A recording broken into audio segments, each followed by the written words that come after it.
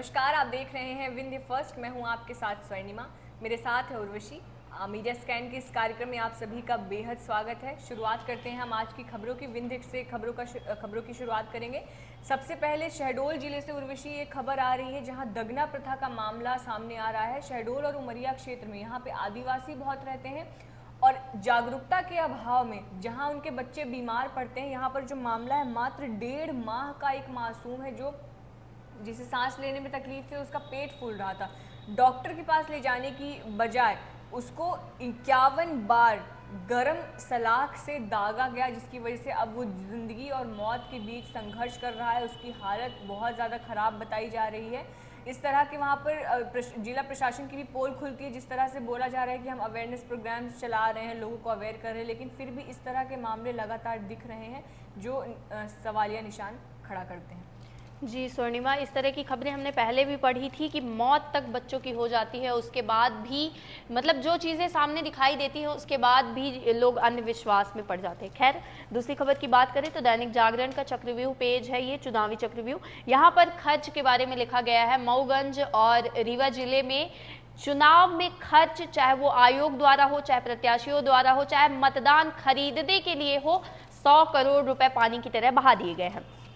कंपनियों से भी खर्च लिया गया है। प्रत्याशियों ने अपनी जो तिजोरी है वो तो खाली की ही, खासकर उन्होंने कंपनी, जो बड़ी कंपनियां हैं उनसे भी पैसे लिए हैं। बड़ी कंपनियों ने, व्यवसायियों ने भी पैसों के लिए अपना पिटारा खोल दिया। चर्चा यह भी है कि कुछ माइनिंग व सीमेंट कंपनियों ने भी पैसा लगाया है। वही बात करें मतदाताओं की खरीद फरोख्त की, यानी मतदाताओं को नकदी पैसे तो दिए ही गए हैं, साथ में साड़ी, कंबल, मिठाइयाँ, कुछ ज़रूरत की सामानें ये देकर उन्हें खरीदा गया है। ठेकेदारों को भी पैसे दिए गए हैं। मतदान के ठेकेदार, मतलब कि कोई व्यक्ति जो ये ठेका ले कि मैं आपको इतने वोट दिलवाऊंगा, आप मुझे इतने पैसे दीजिए, इस पर भी पैसे खर्च किए गए हैं।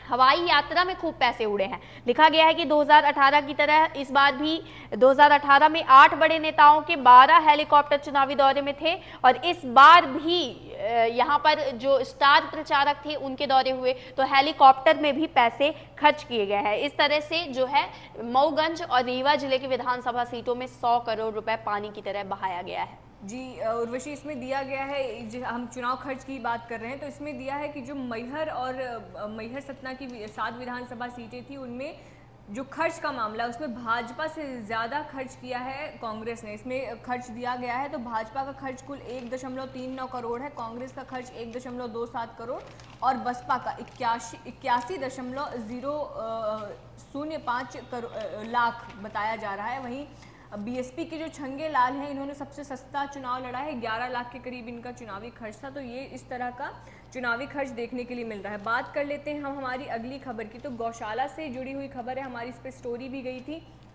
जो इस तरह एक राष्ट्रीय मुद्दा बन चुका है। अब मात्र ये प्रदेश का मुद्दा नहीं रह चुका है, हर जगह ये समस्या देखी जा रही है। चुनाव में भी एक मुद्दा था कि पशुओं की जो रख रखाव है उसकी क्या व्यवस्था की गई है। इसमें दोहरी समस्या होती है, एक तो पशुओं को समस्या हो रही, किसानों को समस्या हो रही है और लोग जो आम लोग हैं, क्योंकि ये सड़कों पर फैले रहते हैं, इनका रख रखाव नहीं हो रहा है, इन्हें समय पर भोजन नहीं दिया जाता है। इतनी सारी गौशालाओं का निर्माण जो मध्य प्रदेश शासन ने करने के लिए कहा था वो महज कागज़ पर रह गया, उसका कोई निर्माण नहीं हुआ।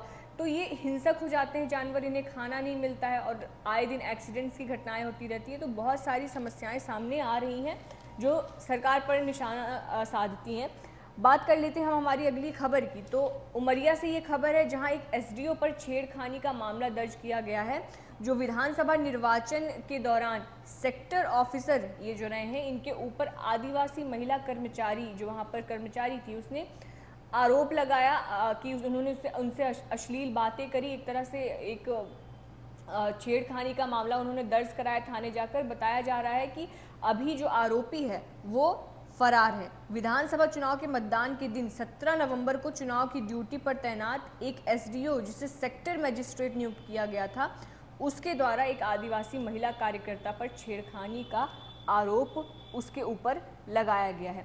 वहीं एक उर्वशी, एक सकारात्मक खबर है हमारे दैनिक भास्कर के पेज में, मंडे पॉजिटिव में ये खबर है, जहां हम देख रहे हैं कि बहुत सारी बहुराष्ट्रीय कंपनियां, मल्टीनेशनल कंपनीज में लोग जा रहे हैं, लेकिन अभी भी कुछ ऐसे लोग हैं जो हमारे क्षेत्र में, क्योंकि क्षेत्र संसाधनों से परिपूर्ण है, तो उसी को लेकर एक खबर है, जहां एक व्यक्ति है, त्योथर क्षेत्र का ऊसर गांव है, ये इसके निवासी हैं चंद्रकांत कुशवाहा। ये धान की खेती से बहुत ज़्यादा कमाई कर रहे हैं, 8 लाख रुपए कमा रहे हो। ये तो महज वो धान की खेती से कमा रहे हैं, इसके अलावा वो अन्य गेहूं वगैरह की खेती भी करते हैं, जिससे उन्हें एक्स्ट्रा जो इनकी इनकम है वो भी हो रही है। इसमें बताया गया है कि कह रहे हैं कि मैंने कभी भी नौकरी करने की नहीं सोची, मुझे जो जितना भी मिला है खेती से मिला है। और साथ ही में इसमें बताया गया है कि हर साल ये 15 एकड़ की धान की खेती करते हैं। 1 एकड़ से इन्हें तकरीबन 30 क्विंटल धान मिलती है। इस तरह जब ये 15 एकड़ से खेती करते हैं तो इन्हें 450 क्विंटल की धान मिलती है, जिससे ये लाखों रुपए साल भर के कमा रहे हैं। जी, अगली खबर की बात करें तो अब विभिन्न की खबरें हो गई हैं, अब प्रादेशिक खबरों की बात करते हैं हम। तो जिस तरह से आपने कृषि कार्य में सज्जन की बात की, वो 8 लाख रुपए कमा रहे हैं धान की खेती से। आरबीआई की एक रिपोर्ट है मध्य प्रदेश के लिए कि प्रदेश में कृषि कार्य से जुड़े श्रमिक रोज 229 रुपए महज कमा पाते हैं। 229 रुपए, ये आंकड़ा जो है वो राष्ट्रीय औसत से भी कम है। गुजरात का लिखा गया है कि 241 रुपए गुजरात के कृषि श्रमिकों को मिलते हैं, तो ये भी मध्य प्रदेश से ज्यादा है। राष्ट्रीय औसत की आमदनी जो है 345.70 है, यानी देखा जाए तो सीधे सीधे 100 से 150 रुपए का अंतर समझ आता है। वहीं एक दिन में कृषि मजदूर को महीने में 25 दिन काम मिलता है, तो एक माह में वह 5,730 रुपए कमाता है। ये मध्य प्रदेश का आंकड़ा है कि महीने में 5,730 रुपए कमा पा रहा है। वहीं केरल में 764.30 रुपए जो है कमा रहे हैं कृषि रोजाना, और महीने भर में 19,107 रुपए कमाते हैं। वहीं गुजरात में 25 दिन में एक कृषि मजदूर 6,047 रुपए कमा पाते हैं। कृषि को लेकर एक और खबर है प्रदेश स्तर की, निमाड़ की खबर है ये। मालवा निमाड़ क्षेत्र जो कृषि प्रधान क्षेत्र कहा जाता है, वहां के जो लोग हैं अब एकजुट होकर, लिखा है कि बुनियादी जरूरतों के लिए यानी स्वास्थ्य, शिक्षा और रोजगार सरकारी उपेक्षाओं से, यानी लिखा गया है कि वो उपेक्षा का शिकार होते हैं। इस उपेक्षा से उबरने के लिए स्वास्थ्य, शिक्षा, रोजगार जैसी बुनियादी जरूरतों को पूरा करने अपनी आवाज बुलंद करने जा रहे हैं। इसके लिए इंदौर, खरगोन, बड़वानी, खंडवा, बुरहानपुर, धार जैसे निमाड़ के जिले में हर वर्ग के व्यक्ति एकजुट होकर निमाड़ महासंघ का गठन कर चुके हैं। निमाड़ के हर एक जिले में 7 से 8 लाख की आबादी है। इनकी ज़रूरतें जो है वो सरकार, मतलब इन्हें सरकारी जो ज़रूरतें पूरी की जाती है, सरकार द्वारा इन्हें मुहैया कराई जाती हैं, वो इन्हें नहीं मिल पा रही है। जैसे कि रोजगार की बात की, स्वास्थ्य की बात की, शिक्षा की बात की, तो अब इन्होंने एक निमाड़ी महासंघ के नाम से बनाया है, अपना गठन किया है। अलग अलग रणनीति है इनकी। इनका कहना है कि कृषि प्रधान निमाड़ में किसानों की स्थिति तब सुधरेगी जब कृषि आधारित औद्योगिक विकास होगा, यानी औद्योगिक वहां पर विकास होगा तब।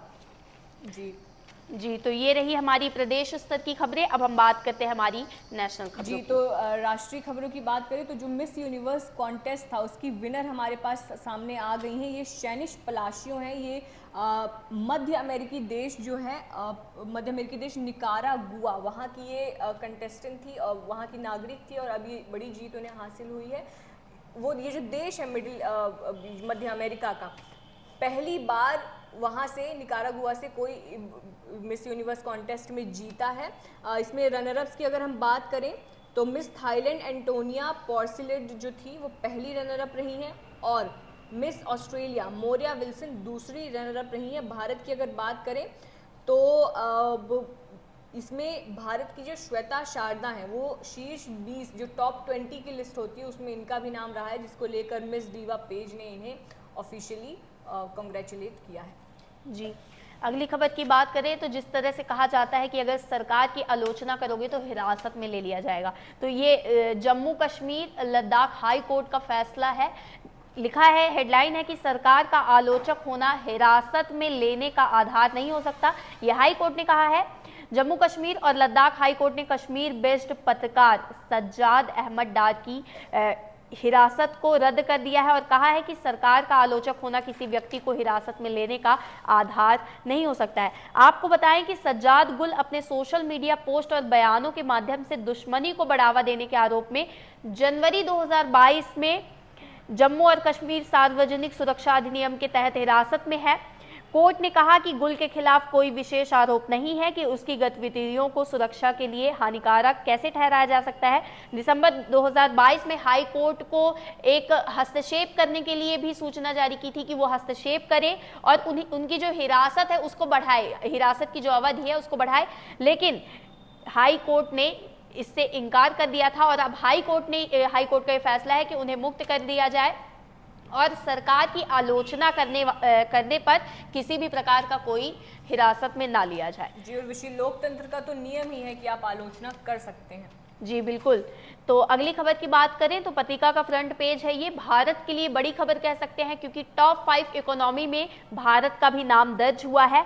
यहाँ पर पहले नंबर पर अमेरिका है जिसकी जीडीपी जो है 26.70 लाख करोड़ डॉलर के पार गई है। भारत की जो है वो 4 लाख करोड़ डॉलर के पार चली गई है। इसी के साथ वो 5वें नंबर पर है, दूसरे नंबर पर चीन है, तीसरे नंबर पर जापान है और चौथे नंबर पर जर्मनी की इकोनॉमी है। तो ये देखा जाए तो वृद्धि की ओर अर्थव्यवस्था जो है वो वैश्विक स्तर पर वृद्धि पा रही है। जी, अब हम बात करते हैं वर्ल्ड कप की। तो कल का मैच यकीनन इतनी एक्साइटमेंट थी लोगों में, लेकिन एक निराशा हाथ आई है। ऑस्ट्रेलिया ने 6ठी बार ऑस्ट्रेलिया वर्ल्ड चैंपियन बना है। भारत तीसरी बार बन सकता था लेकिन हमें नाकामयाबी हासिल हुई। लेकिन इसमें कुछ दिए हुए हैं, रीज़न दिए हुए हैं कि ऐसा क्या रीज़न रहे जो स्टार्टिंग इस वजह से भारत की नहीं सही रही। इसमें दिया गया है कि पहले तो 5 गेंदों में 2 विकेट हो गए, उसके बाद 58 गेंदों के बाद जो चौका था 10वें ओवर की आखिरी बॉल पर श्रेयस ने चौका मारा था। अगला चौका 27वें ओवर की दूसरी गेंद पर आया। 40 ओवर में कोई भी छक्का नहीं लग पाया। उसके बाद धीमी रन गति थी। इसमें शुरुआती 10 ओवर में ही भारत ने 2 विकेट खोकर 80 रन बनाए। अब अगले 72 रन में 20 ओवर लगे, तो जो स्टार्टिंग था वो बहुत धीरे था। टॉस भी भारत हारा था, कमज़ोर फील्डिंग थी। उसके बाद बड़ी साझेदारी जो थी ऑस्ट्रेलिया की थी। इसमें 7 ओवर में ऑस्ट्रेलिया के 3 विकेट गिर गए थे। फिर ट्रेविस हेड जिन्होंने 137 रन और लबुशेन जिन्होंने 58 रन की शतकीय साझेदारी खेली जिसने टीम को जिता दिया। अब स्पिनर्स जो हमारे थे वो भी काफ़ी बेअसर रहे। तो एक तरह से कल ये सारे कारण बताए गए हैं, लेकिन फिर भी 10 मैच इंडिया जीता था। जो 46 दिन का वर्ल्ड कप था उसमें 45 दिन हम चैंपियंस रहे। यकीनन फाइनल नहीं जीत पाए, लेकिन जीत से भी कम नहीं है ये। जी, तो ये रही आज की हमारी खबरें। अब बढ़ते हैं हम अपने आखिरी छोर की ओर, कार्टून। यहाँ पर पत्रिका के फ्रंट पेज में एक कार्टून सेक्शन है, झरोखा। लिखा गया है कि कड़ाके की ठंड के लिए तैयार रहें। सज्जन कहते हैं कि यहाँ तो कपकपी अभी से छूट रही है चुनाव, यानी कि अभी रिजल्ट नहीं आया है जिसको लेकर कपकपी छूट रही है। जी। तो ये रहा आज का हमारा कार्यक्रम मीडिया स्कैन। हर रोज हम आपके साथ सामने हाजिर होते हैं अखबारों को लेकर, अखबारों की मुख्य खबरें आपसे साझा करते हैं, आप तक पहुंचाते हैं। तो आपको वीडियो पसंद आए तो लाइक करिए, शेयर करिए, चैनल को सब्सक्राइब करना ना भूलें। आपके कोई जन मुद्दे हों तो वो आप हमारे साथ साझा कर सकते हैं, हमें मेल कर सकते हैं, आप हमारी वेबसाइट भी विजिट कर सकते हैं।